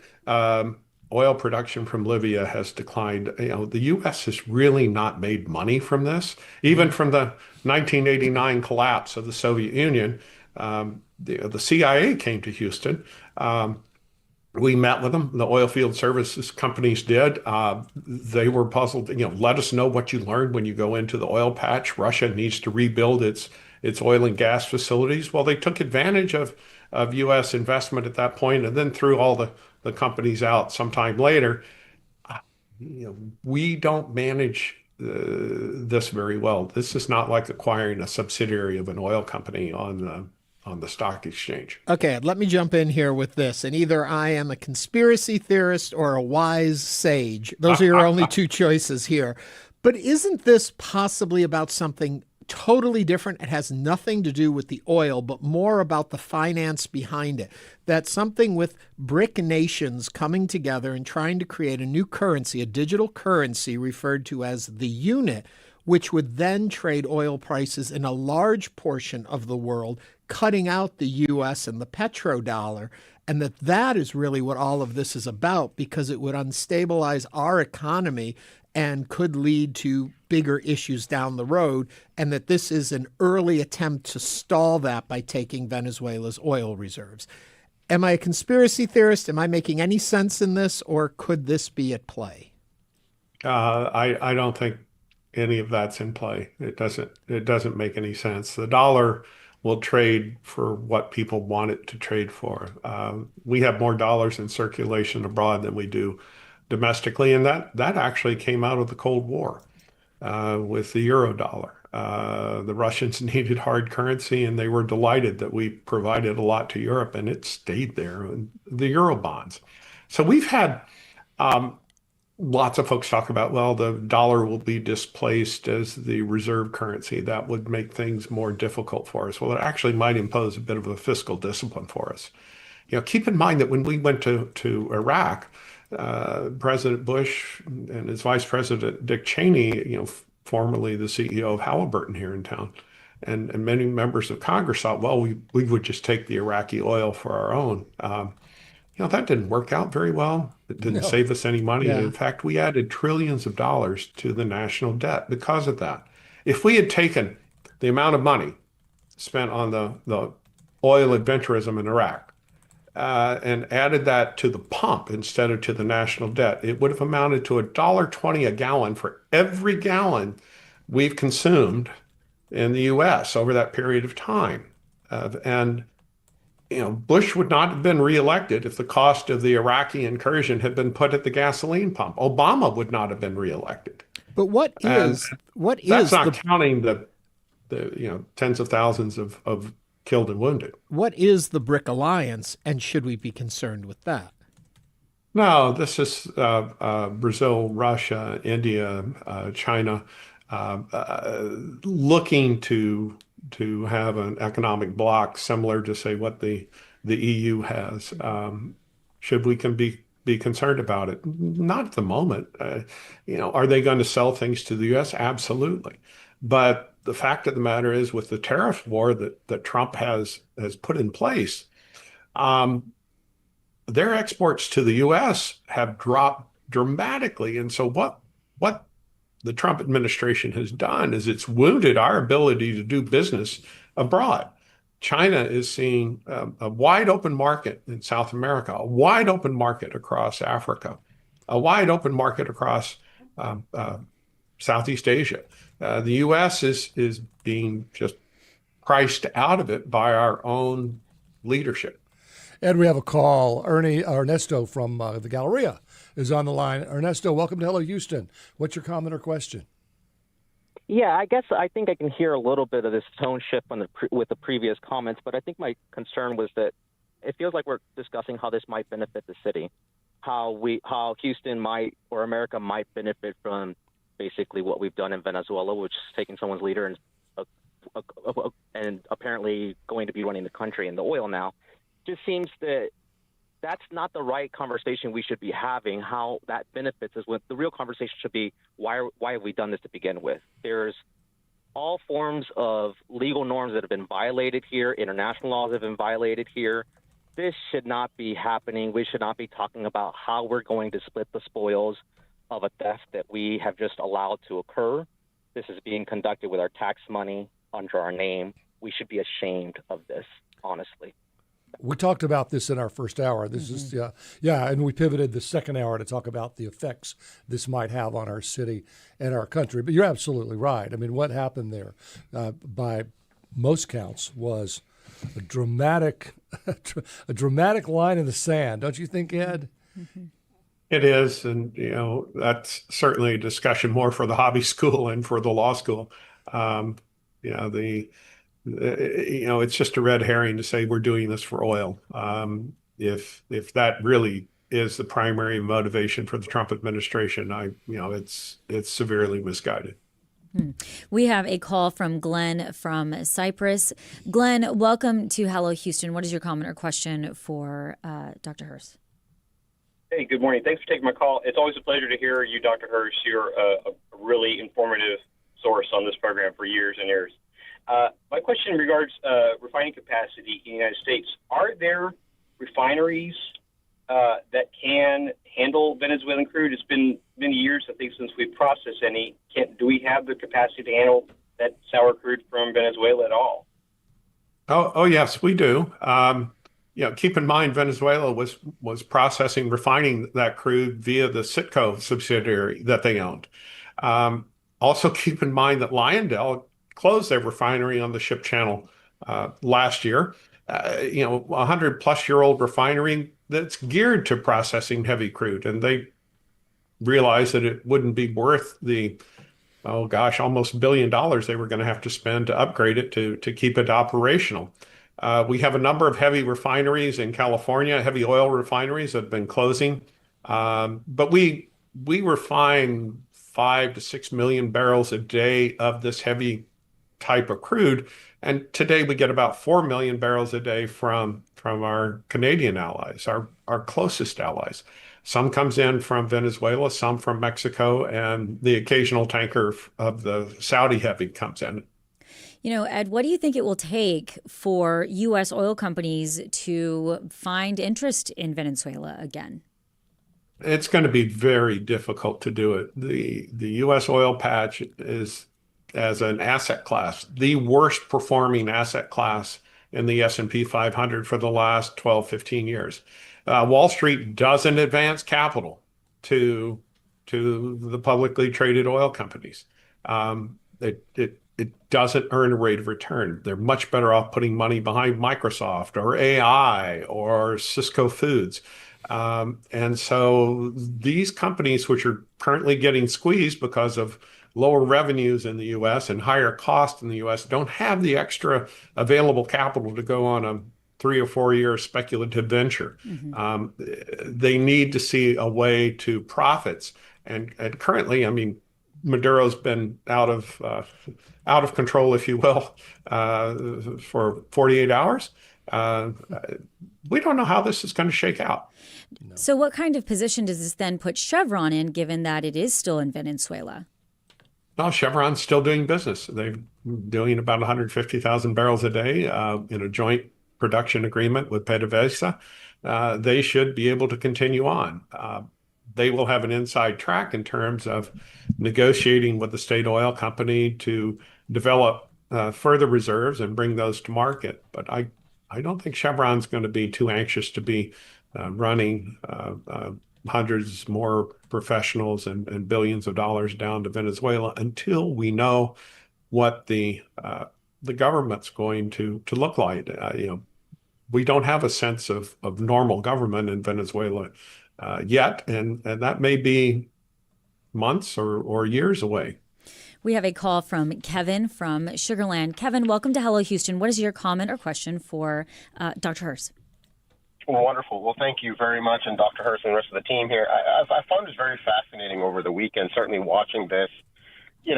For me, at least, it was, gunboat diplomacy in modern times, per se. In a weird way, we did this with Hawaii, with Samuel Dole and the rest of the American plantation owners when they were there and took out the Queen. And then the long arc, going through the rest of Central America, Nicaragua, of course, Chile with Allende being pulled out in the 70s and Pinochet coming in, and ultimately, of course, Iraq, for that matter. I am not going to be the first one to apologize for Maduro. He was an absolutely horrible individual, I think, for both the country and the people and the surrounding neighborhood. But for me, at least, it opens up a Pandora's box, right? I mean, the rules-based international order that we have had kind of kept a lid on, what would otherwise be rogue behavior by countries that we wouldn't want them doing things that we don't like by setting an example. For me, at least, I wonder what is to stop China from effectively instituting some terrorism charge or something of that nature on the president of Taiwan and taking her in. Same thing with, Russia and Ukraine and many other places where you have a very large power and a subservient power in the same neighborhoods. Those are my comments, and would love to hear any response to those. Thank you, Kevin. Ed? I don't disagree. There is a scuttle, if you will, running around Washington that the hemispheres, if you will, have been divided. This has been a concern that Taiwan has had for a long time, that the U.S. would just abandon them to China. Without the EU stepping up, Russia would have taken Ukraine by now. The President Trump has repeated his desires to go after Greenland and now Cuba. I'm not certain that he's, that could very well be the game that's being played. It's hard to say. I'm an energy economist. That's a different sort of bucket of analysis and pay grade going on. Thank you, Ed. University of Houston Energy Fellow, Ed Hurst. Again, thank you for joining us today on Hello Houston. Thank you, Celeste. Good to see you. And court documents show Celia Flores, the wife of Nicolás Maduro, is represented by a Houston-based attorney, Mark Donnelly of the Parker, Sanchez & Donnelly law firm downtown. Our news department is working on contacting Donnelly about his role in the case. Stay with us for more information after this afternoon on our website on Houston Public Media. But right now, coming up on Hello Houston, we're going to talk with art guide Jack Massing, executive director of the Orange Show Center for Visionary Art, and one half of the legendary Art Guys. This is News 88.7. Stay with us.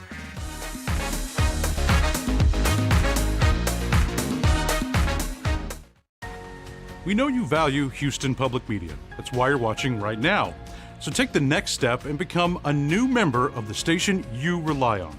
Every gift makes a difference. And what matters most right now is supporting the station that brings you the news and information you rely on.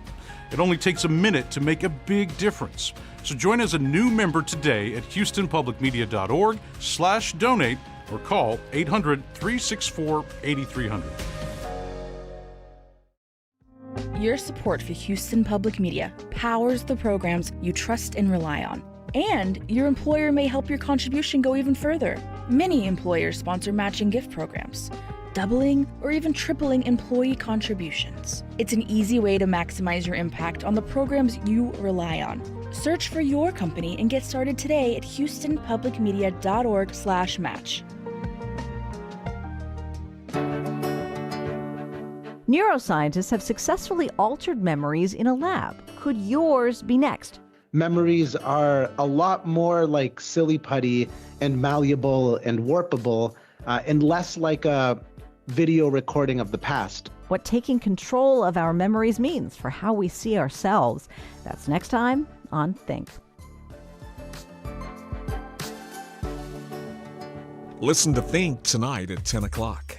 Support comes from Bradshaw Carter Memorial and Funeral Services, dedicated to serving Houstonians one family at a time. All services are performed on-site, including cremation, located inside the Loop on West Alabama Street. More at bradshawcarter.com. Support comes from University Extension at UT Austin, offering open enrollment to a wide variety of UT's undergraduate credit courses that can be taken by anyone from anywhere. More at extension.utexas.edu. And now back to Hello Houston. To share your thoughts on any of today's topics, call 713-440-8870 or email us at talk@hellohouston.org. Now here's Ernie Manous, Celestia Sherman, and Frank Billingsley. Houston's art scene has long embraced the playful, the unexpected, and the downright unconventional. Jack Massing has been part of that by being in the center of it all as one half of the Art Guys.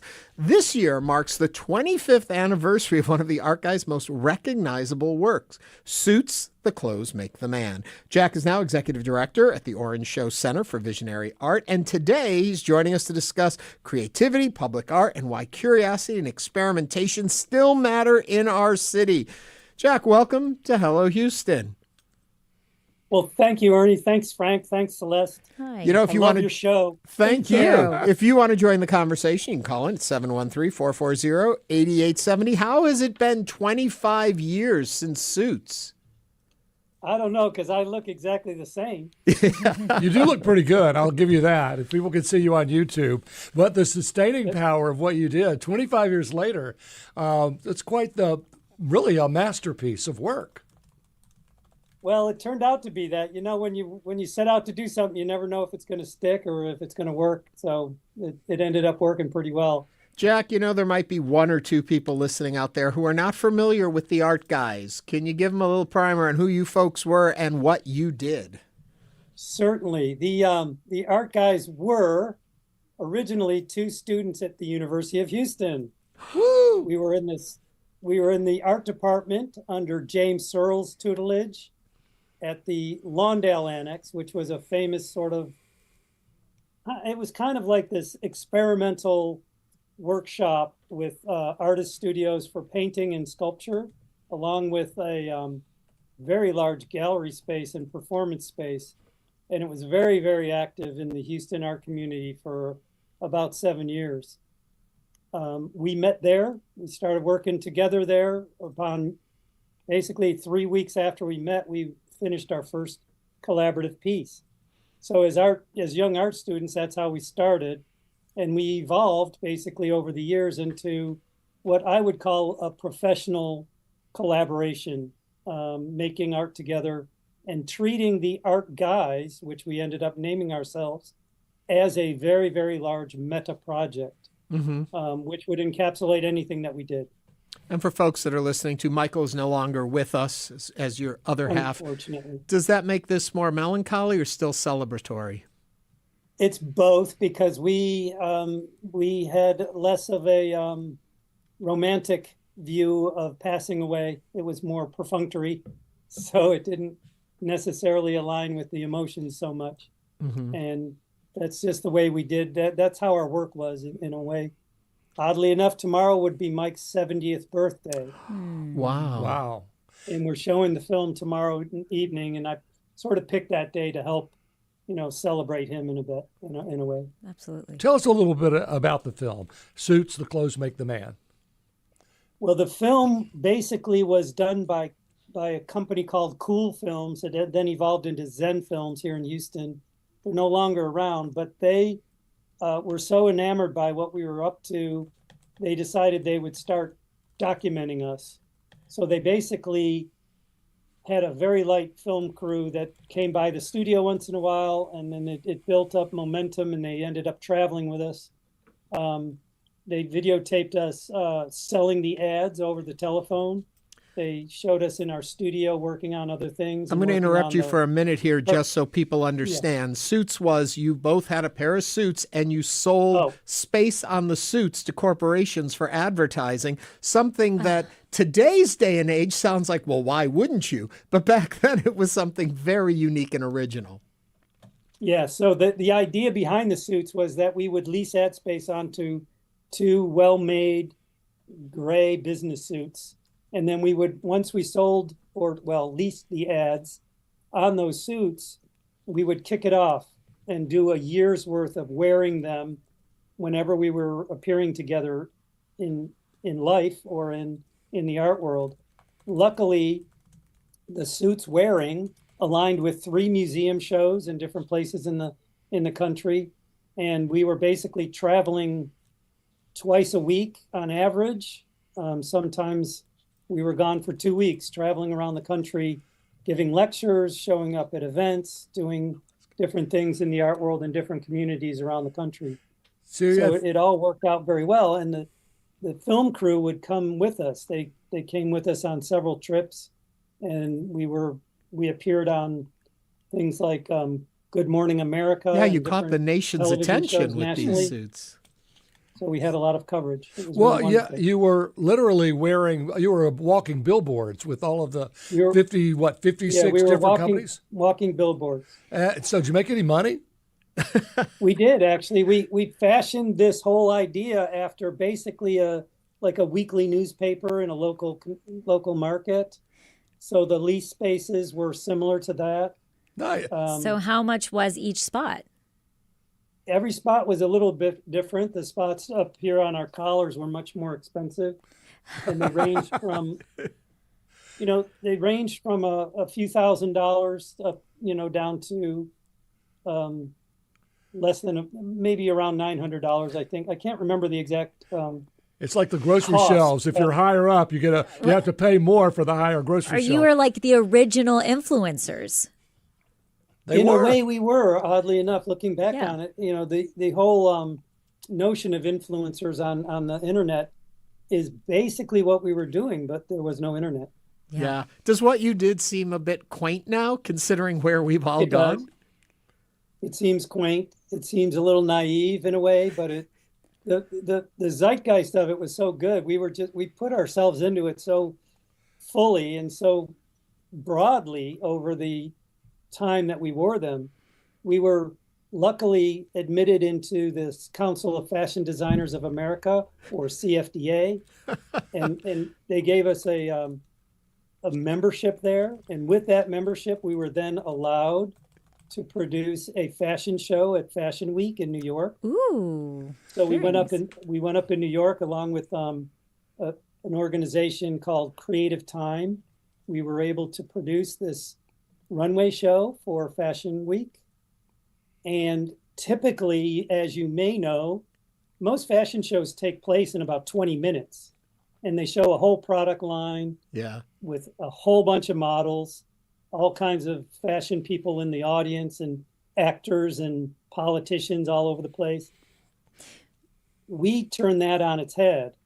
We made a runway walk in Times Square, and we produced this whole thing with a couple of bands, with some models that joined us, and we did our runway walk for 8 hours. Oh, my Lord. Good Lord. We do have a nice comment on YouTube. Doris Murdoch says, "Hi, Jack. For my tie, Windsor knot, or four in hand, your former neighbor, Doris M." And she says, "P.S. I still have my art guy suits doll and full card of pins."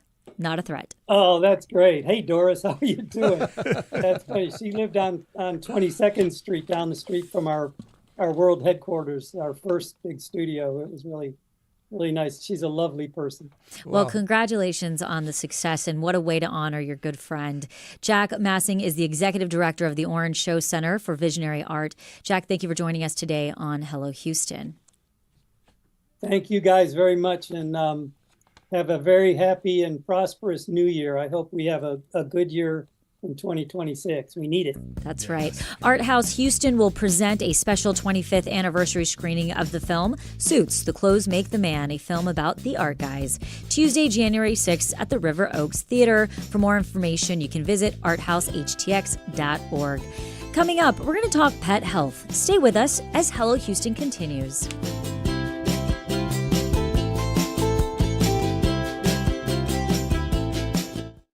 It's not just on Fresh Air, you'll hear from people who really make you think, like astrophysicist Brian Greene explaining the scientific theory that our universe is just one of many. And the image that I like to have in mind is, imagine that our universe is like one slice of bread in a much grander cosmic loaf, with the other slices of bread being other universes. No subject is too big for Fresh Air. Join us.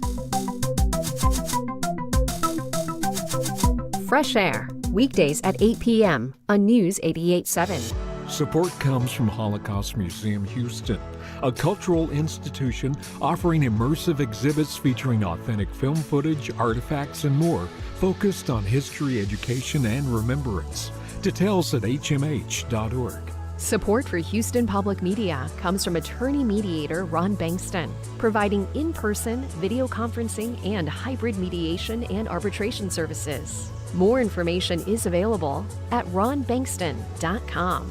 Support comes from Smart Financial Center in Sugar Land, presenting Herb Albert and the Tijuana Brass, celebrating the 60th anniversary of whipped cream and other delights. Saturday, January 17th. Tickets at smartfinancialcenter.net.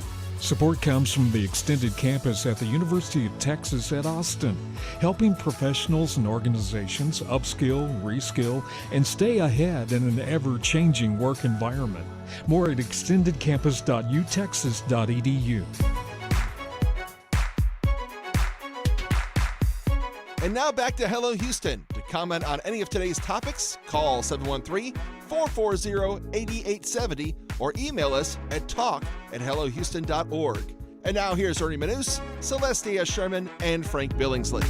Every pet owner wants their furry friends to be happy, healthy, and to live long and fulfilling lives. While many of us may be preoccupied with our own health as we enter the new year, it's important to remember that maintaining your pet's health is the best way to ensure they're around for as long as possible. To tell us more about pet health, we're joined by Dr. Kristen Cleary, lead veterinarian partner at City Vet River Oaks.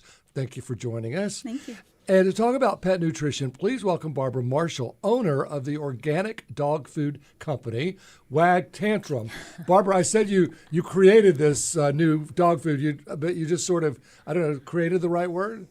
Well, out of desperation, I created it.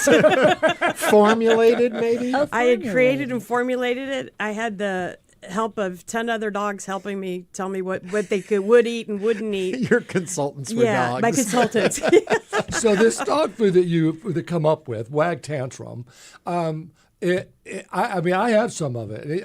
If I was desperate, I would eat it myself. And you should. It's very good for you. And if you put a little salsa or something on it, it spices it up for you. So it'd be good for your shiny coat. I know, right? And your it's just nails. that itch of the flea. So now, did you just come up with people food and figure out a healthy way to give it to dogs? Yeah, basically, prior to this job, I was in medical sales, and I did a lot of disruptive technology. So I worked with a lot of institutions around the United States that have animal labs in our facilities that teach our doctors to become doctors. And I was having a lot of problems with the dogs. So when I would go to these facilities, I would make an appointment with the head vet who runs the animal labs. And they consistently told me from UCLA to Mayo Clinic to Northwestern that you're killing your dog with kibble. That's your dog's problem. And I'm like, no, that's not my dog's problem because I'm doing everything I'm told. And they're like, no, that's your dog's problem. So that's when I started doing the research. And the reality is, our dogs especially, I mean, they do well when they eat well, just like people. They do well when they eat well. And animals do better when they eat the right kinds of foods that are formulated for them. And the best food that we can give them is human grade food. But Dr. Cleary, I've always heard we should not be giving our dogs and our pets human food. That's the mantra at our house. No human food for the cats. From the table, and it also causes bad habits. So what is that line between formulating really great nutritious food and also making it different for a pet that might have different types of enzymes and acids in their stomach? Sure. So feeding somebody some chicken off the table or roast beef off the table is very different than feeding them a diet that's been complete and balanced, right? Okay. That's where the difference comes in. So yes, you speak to it. It does create bad habits. Fatty foods also predispose them to diabetes, to being overweight, pancreatitis. The list kind of goes on with that. So there's a big difference, line in the sand, you could say, between feeding a dog whatever you happen to prepare and that's on the table versus a diet that's been made to be complete and balanced. Mm-hmm. So what you've come up with is geared toward different animal issues, like you mentioned pancreatitis, Dr. Cleary. Mm-hmm. So Barbara, like different. We do have a recipe that a dog with pancreatitis can eat. Dogs with pancreatitis have to have a lower fat content in their food, and we do have a formulated recipe for them. And then the other recipes that we have, most dogs can eat it still, even if they have a few issues. But we always recommend you talk to your vet before you introduce any kind of new food, especially to a dog who's going through some challenges. But yes, we can feed a dog with pancreatitis and who needs lower fat. Okay, Dr. Cleary, the problem that I have with these kind of foods, and they're all over the market, my cats won't eat them. I bought a very expensive set of food. They had a discount. You could sample it. My cats hated every single variety that was sent there. And then there was the whole thing. You have to slowly introduce it to. We believe cats are going to, or dogs, whatever animals, are going to chow down on human food. What's going on here? Why don't they like this, and why do they love their kibble? Same reason we don't like to eat healthy food. She hit the nail on the head there. Exactly. Yes. How many veggies are you eating, Ernie? But I can attest that our dogs love this Wag Tantrum. I've been introducing it, and, I'm sorry, and Dr. they absolutely love it. So dogs are probably a little bit easier to transition. As we all know, cats can be a little bit more opinionated about things, and that's where the rule does hold true, that you do want to, you mix a small amount of the new with the old, gradually increasing the proportion of the new as their palate changes and they adjust. So it can take time to transition them. And usually you're not going to just, throw out the plate of the new food and hope that they eat it, because we all know that's not going to happen. That's No. what I'm doing wrong. What about puppies? Our neighbors just got this adorable little Bernedoodle, and it's so cute. And I'm sure there are a lot of families that have just gotten a puppy and they're thinking, we want to keep the puppy healthy. Yes. Can they just start incorporating a healthy diet like the wag tantrum type food? So they need to make sure that the diet is designed for that specific life stage. So puppies, just like growing children, have different nutrient requirements than an adult dog or a geriatric dog.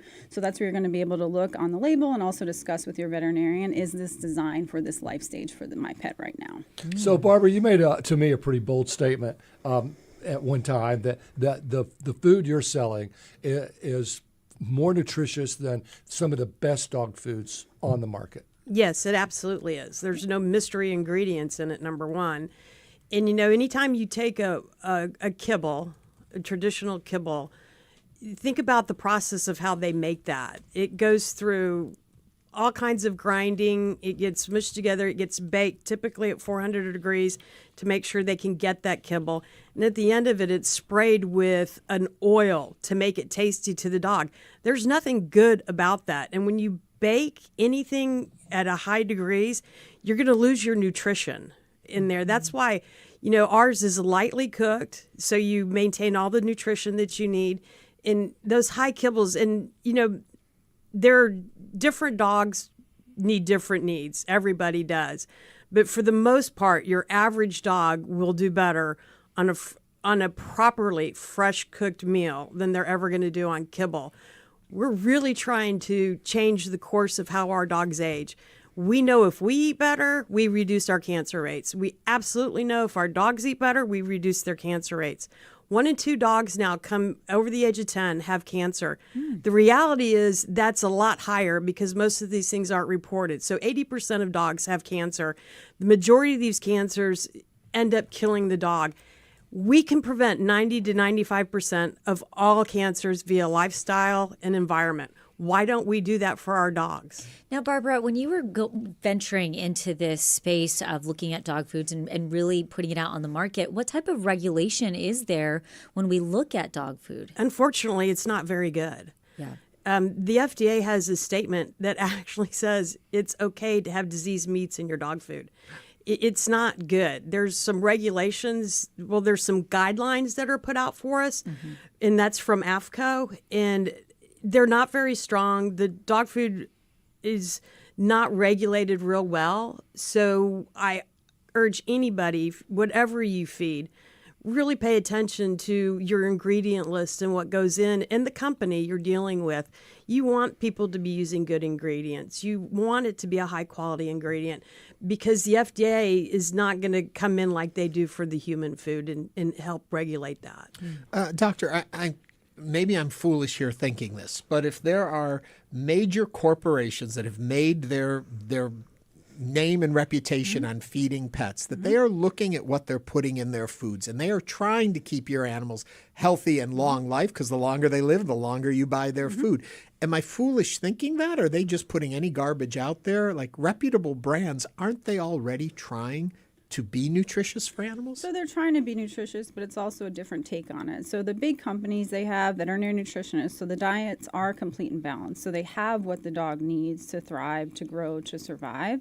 But this is more of a fresh food take on how can we provide this type of nutrition, the type that we want for ourselves, to our pets, right? I mean, you look at even the human food industry, you go to the grocery store and they say don't shop on any of the aisles in the middle. All those companies are still churning out food, right? It's the same thing. It's the concept of, are we shopping on the outside or are we going to the inside?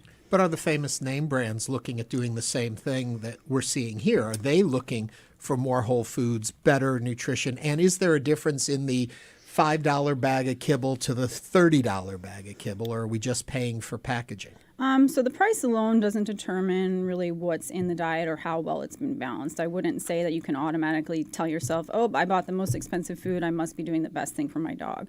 And that's where what Barbara said is going to look at the brand. There's lots of websites where you can go and it'll tell you, does that company own the plant? Do they have a nutritionist on board? Where are they getting the ingredients from? That type of information. Some companies have feeding colonies where they fed these dogs these diets for a long time and they have documented side effects, diseases, those types of things. Barbara, do you have nutritionists on board? We've hired nutritionists to consult. We don't have a full-time nutritionist. And if somebody wants to get Wag Tantrum, where can they get it? We sell all our food online. Great. At wagtantrum.com. Excellent. Dr. Kristen Cleary is the lead veterinarian partner at City Vet River Oaks, and Barbara Marshall is the owner of the organic dog food company Wag Tantrum. Dr. Cleary and Barbara, thank you both for joining us today on Hello Houston and helping us keep our pets healthy. Thank you. Thank you. And Happy New Year. Happy New Year. And unfortunately, that brings us to the end of our show. We want to thank you for joining us, watching, and listening today on Hello Houston. We'll be back tomorrow with more conversations. Tomorrow, we will also be joined by Tony Box, who will discuss his run for Texas Attorney General. This is News 88.7. Happy New Year. Welcome back, Houston. Thanks for listening to Hello Houston. Join us every Monday through Friday from 11 a.m. to 1 p.m. to talk all things Houston. The Hello Houston production team includes Garrett Bowman, William Menjivar, Jen Altide, Todd Holslander, and Jim Kovacic. For the latest in local news, subscribe to the Hello Houston daily newsletter at houstonpublicmedia.org. Hello Houston is a production of Houston Public Media. The opinions expressed by the guests of this program are solely their own and do not represent the views of management, staff, or underwriters of Houston Public Media. Support for Houston Public Media comes from listeners like you and from St. Luke's Health and the St. Luke's Foundation, supporting clinical excellence, compassionate care, and a healthier future for all. More at supportslh.org.